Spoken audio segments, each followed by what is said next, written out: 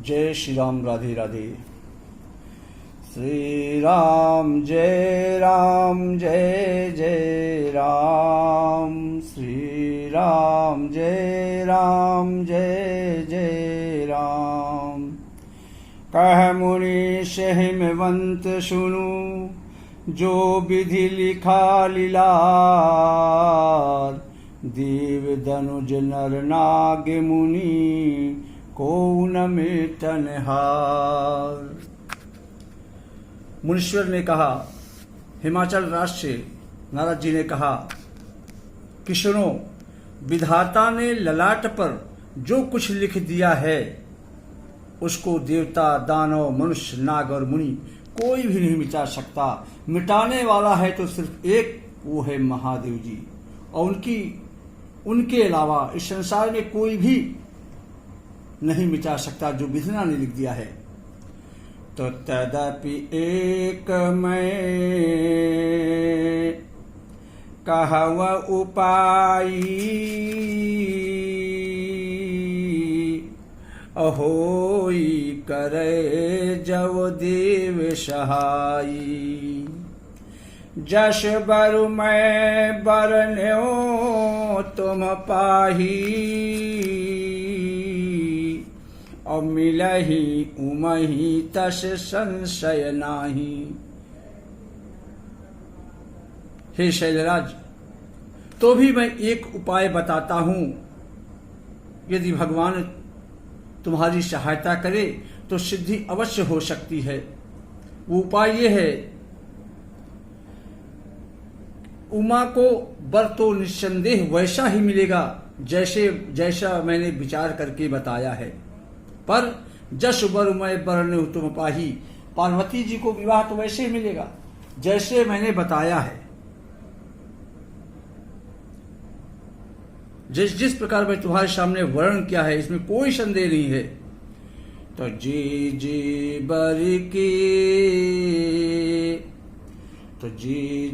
बर के दोष बखाने, अति सब शिव पहिमय अनुमाने। जो विबाहु शंकर सन होई, अदोषहु गुण सम कह सब कोई।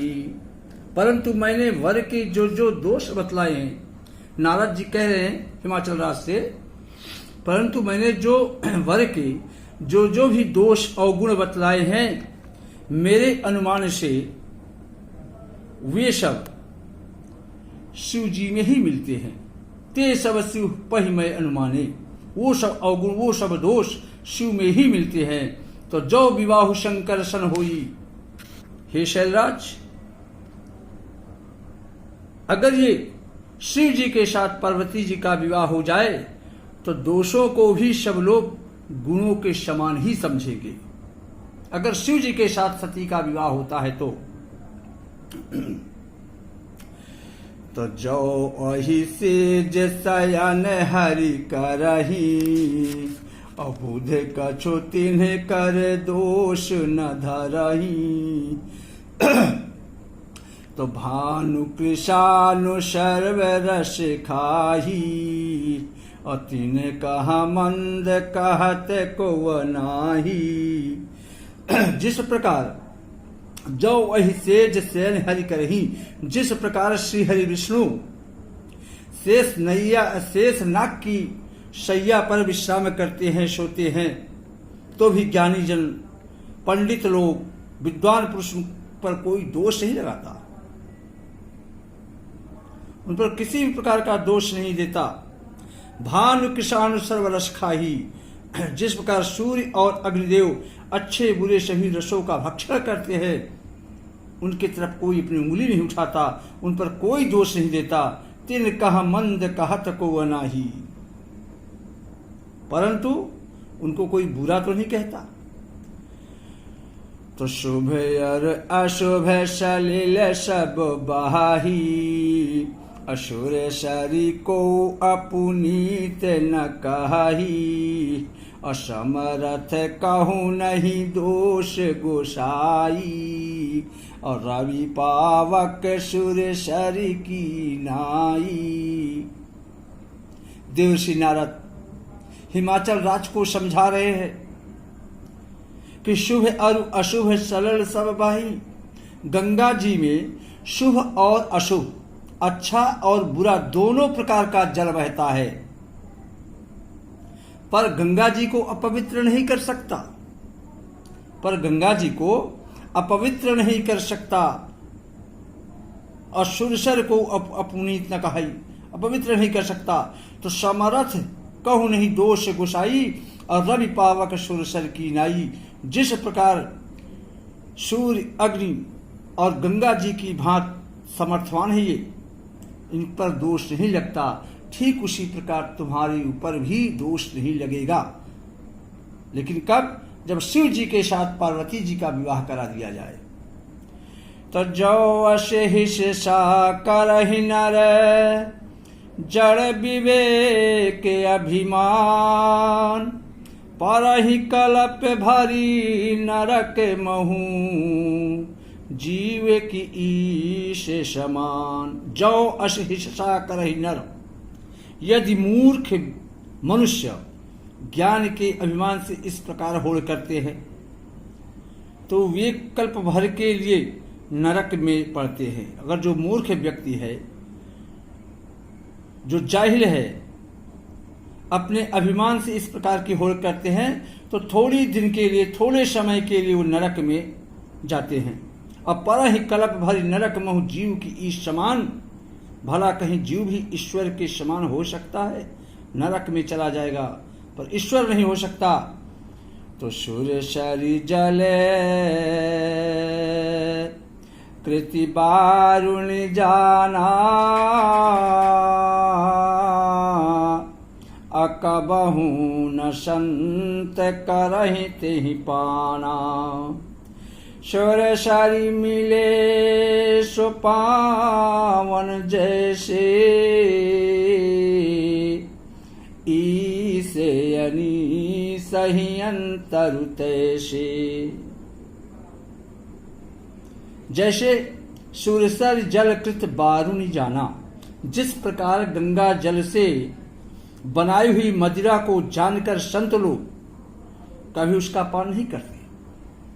अगर गंगा नदी के जल से मदिरा बना दिया जाए तो जो साधु पुरुष है, जो संत है, जो सज्जन है, उस मदिरा को गंगा जल जानकर भी पान नहीं करेंगे, क्योंकि सुरसर मिले सो पावन जैसे। वही दारू, वही मदिरा अगर गंगा नदी में मिला दिया जाए तो उसका आराम से सेवन करते हैं, पान करते हैं, क्योंकि वो पवित्र हो जाता है। चूंकि गंगा नदी में वो डाला गया है मदिरा। तो ईस अनिश ही अंतर तैसे, ईश्वर और जीव में भी वैसा ही अंतर है। तो शंभु सहज समरथ भगवाना, यही विवाह सब विधि कल्याणा। दुराराधिपय अहि महेशु, आशुतोष पुण्य किए कलेशु। शंभु सहज समर्थ भगवाना। हे राजन, शिव जी सहज ही समर्थ हैं, क्योंकि वे भगवान है, साक्षात परमेश्वर हैं। इसलिए इस विवाह में सब प्रकार कल्याण ही कल्याण है। परंतु महादेव जी की आराधना बड़ी कठिन है। उनकी तपस्या करना, उनकी आराधना करना मामूली चीज नहीं है। वो बहुत ही कठिन तपस्या है। फिर भी क्लेश करने से वे बहुत जल्द प्रकट भी हो जाते हैं, संतुष्ट भी हो जाते हैं।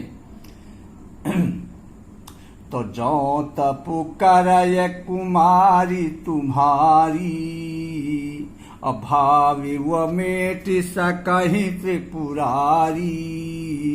अजद्यपि बर अनेक जग माही, यही कहा शिव तजी दूसर नाही।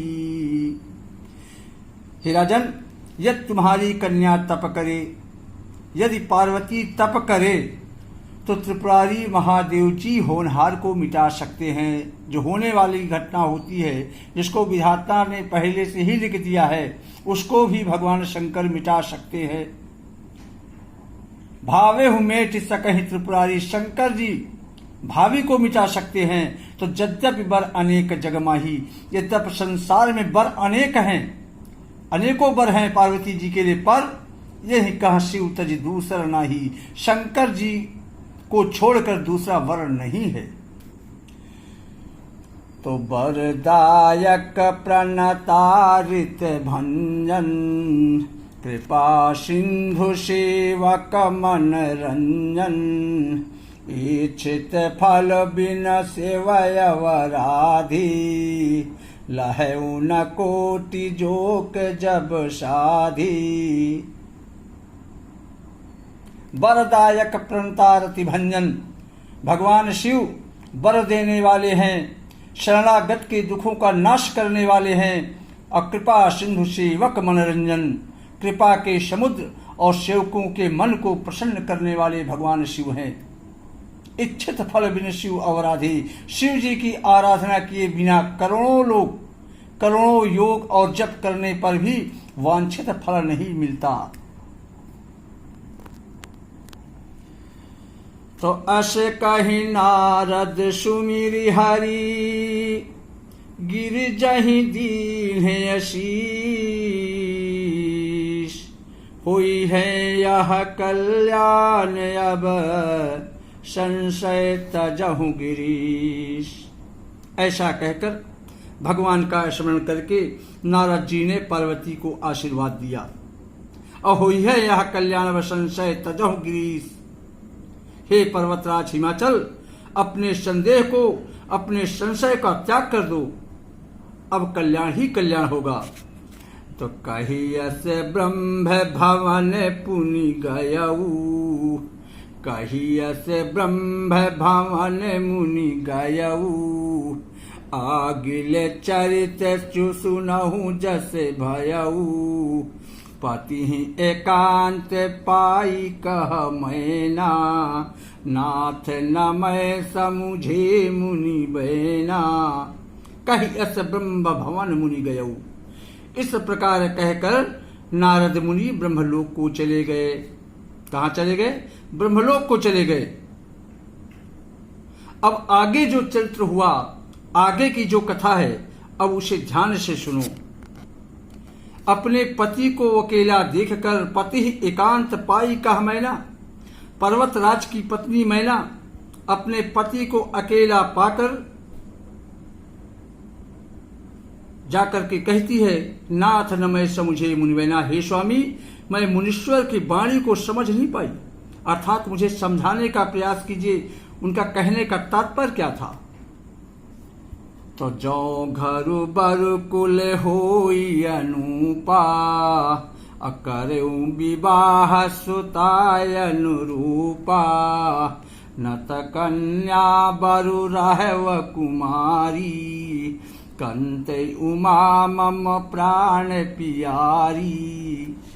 अपने पति से कहती है मैना कि हे स्वामी, जो घर बर कुल होई अनुपा, अगर हमारी कन्या पार्वती जी के अनुकूल घर होगा, बर होगा, उनका कुल उत्तम होगा तो विवाह कीजिएगा, अन्यथा विवाह पार्वती का नहीं करना है ऐसे वर से। मेरी पुत्री न त कन्या बरु रहो कुमारी, चाहे मेरी पुत्री पार्वती कुमारी ही क्यों न रहे, कंत उमा मम प्राण प्यारे, क्योंकि पार्वती मुझको अपने प्राणों से भी अधिक प्रिय है। तो जौन मिली बरु गिरि जाहि जोगो,